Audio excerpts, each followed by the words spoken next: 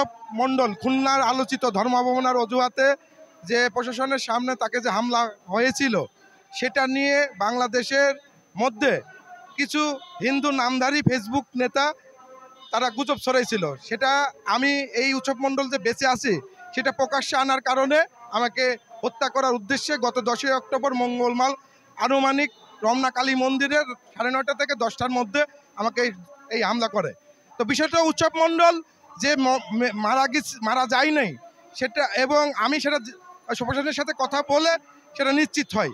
পরবর্তীতে আমি প্রথম ফেসবুকে স্ট্যাটাস দিই পরের দিন 6 সেপ্টেম্বর যে উৎসব যে সে মরে নাই, সে বেঁচে আছে।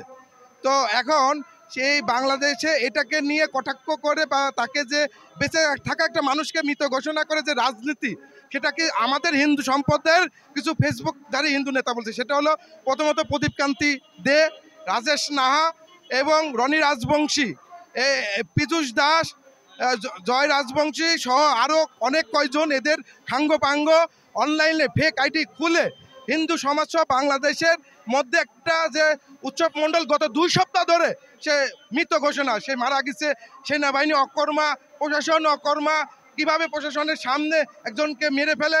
কিন্তু বাংলাদেশ সেনাবাহিনী আমাদের গর্ব, ওনারা ওনাদের দায়িত্ব পালন করেছে সঠিকভাবে, রেস্কিউ করে উৎসব মণ্ডলকে বাঁচিয়েছে। তো এইটা নিয়ে একটা যখন বাংলাদেশে জলঘোলা হচ্ছিল, একটা আন্দোলন মানে মিথ্যাচার করে বা সাধারণ মানুষের মধ্যে ভীতি সঞ্চার করছিল, ক্ষোভ সৃষ্টি করছিল, আমি হিন্দু সম্প্রদায়ের একজন ছাত্র প্রতিনিধি হিসেবে আমার দায়িত্ব ছিল মানুষকে সত্যকে জানানো, সত্য সম্পর্কে উদ্ঘাটন করা। সেই তাগিদে দেশের স্বার্থে, হিন্দু জনগণের স্বার্থে, যে সাধারণ হিন্দু জনগণের ইমোশন নিয়ে, আবেগ নিয়ে কিছু হিন্দু নামধারী নেতারা কিভাবে তাদের স্বার্থ হাসিল করে, সেইটাকে খোলসা করার জন্য আমি উৎসব মণ্ডল যে বেঁচে আছি সেটার জন্য সেনাবাহিনী, প্রশাসন এর সাথে যোগাযোগ করে, নিয়মিত 24 ঘন্টা যোগাযোগ করে, তাদের সাথে যোগাযোগ করে আমি নিশ্চিত হই সে বেঁচে আছে। কিন্তু এই সকল যারা গুজব ছড়াচ্ছে, যারা প্রোপাগান্ডা ছড়াচ্ছে, যারা হামলার মিথ্যা অজুহাত দিয়ে সাধারণ মানুষকে বিভ্রান্ত করে আন্দোলনের অস্থিতিশীল তৈরি করতেছে, সেই প্রদীপ কান্তি সাহা, রাজেশ নাহা, রনি রাজবংশী, জয় রাজবংশী সহ এরা দেখবেন যে গত 2 সপ্তাহ ধরে তারা বিভিন্নভাবে গুজব ছড়িয়ে একটা মানুষকে বলে বিদ্বেষপূর্ণ করে তুলতেছে।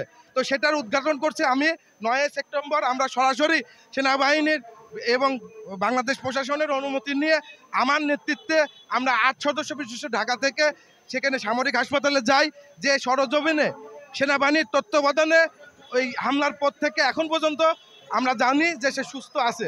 এবং 9 সেপ্টেম্বর সেনাবাহিনীকে আমি অসংখ্য ধন্যবাদ জানাবো, তাদের যে আন্তরিকতা, তাদের যে তত্ত্বাবধানে আমি অত্যন্ত মনোমুগ্ধকর, এবং আমি মানে বিশ্বাস করি বাংলাদেশের হিন্দুরা বাংলাদেশে সেফ, এবং সেনাবাহিনী আমাদের রক্ষাকর্তা, বাংলাদেশ প্রশাসন আমাদের রক্ষার জন্য সর্বদা প্রস্তুত আছে। তো আমি দেখলাম যে সেনাবাহিনী উৎসব মণ্ডল সহ আমি সরাসরি সাক্ষাৎ নিই, এবং আমাদের নেতা গোবিন্দ দা সহ আমরা উৎসব মণ্ডলের সার্বিক তথ্য নিই, তাদের ডাক্তারদের সাথে কথা বলি, উৎসব মণ্ডলের সাথে কথা বলি, এবং সে ভালো আছে। এটা যখন আমরা 9 সেপ্টেম্বর প্রকাশ করলাম, এই যে এদের চক্ষুশূল হয়ে গেলাম, কারণ এরা এই উৎসব মণ্ডল নিহত হওয়ার গুজব ছড়ে বাংলাদেশে একটা অস্থিতিশীল তৈরি করার জন্য অনেক পরিকল্পনা করছিল। এবং আমি ধারণা করি যে সে কোনো একটা রাজনৈতিক দলের কাছ থেকে অর্থ নিয়ে এই প্রোপাগান্ডা ছড়াইছে এবং হিন্দু সমাজকে বিভ্রান্ত করছে। তার উদ্দেশ্যে সফল না হওয়ার কারণে এই ছবি প্রকাশের পর থেকে আমাকে বিভিন্ন জন কটাক্ষ করতেছে, বা আমাদের এই ছবি নিয়ে বিভিন্ন জনের বিভিন্ন জায়গায় প্রশ্নবিদ্ধ করছে, তার চোখ নষ্ট, তার অমুক, সেনাবাহিনী কি ইয়া করছে, মানে বিভ্রান্তি ছড়াচ্ছে। তো সেটার প্রতিবাদে আমরাও তাদেরকে বলি যে না, এখনো ভালো আছে। যখন সাধারণ হিন্দুরা, দেশের জনগণরা এটা বুঝলো, তখন তারা আমার রক্ত শুরু হয়ে গেল। সেই প্রদীপ কান্তি সাহা, রাজেশ সাহা, রনি রাজবংশী, জয় রাজবংশী পরিকল্পিতভাবে ওনারা জানে যে আমি প্রতি সপ্তাহে আমি রমনা কালী মন্দিরে মায়ের পূজা দিতে যাই। তো তারা ওত পেতে, আগে থেকে ওত পেতে ছিল। আমি সন্ধ্যার পর যাওয়ার পরে আমি পূজার্চনা করার পর মন্দির প্রাঙ্গণে বসেছিলাম। জয় রাজবংশী আমাকে ডাক দেয় যে দাদা, আপনার সাথে কথা আছে, একটু বাইরে চলেন। তখন আমি বলি তোমাদের যা কথা আছে বলো, না চলেন। এর মধ্যে অনেক কিছু বলছে, সেটা আমি এখন বলতে চাই না, এটা প্রশাসনের কাছে বলেছি।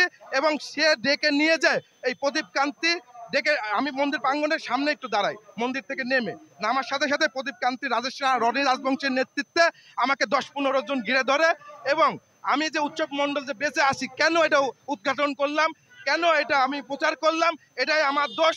তাদের কয়েক লক্ষ টাকা ক্ষতি হয়েছে, তারা কয়েক লক্ষ টাকার ক্ষতিপূরণ আমার কাছে দাবি করে, না হলে আমাকে দেশ করতে হুমকি করে এবং এই 10 লক্ষ টাকার মতন তাদের ক্ষতি হয়েছে এবং সে আমাকে দিতে বলে, না হলে আমাদেরকে মারবে, এই কথা বলে আমাকে কিল ঘুষি বাটাম দিয়ে মার, মানে আমি ওদের মারামারির মধ্যে পড়ে গেছি।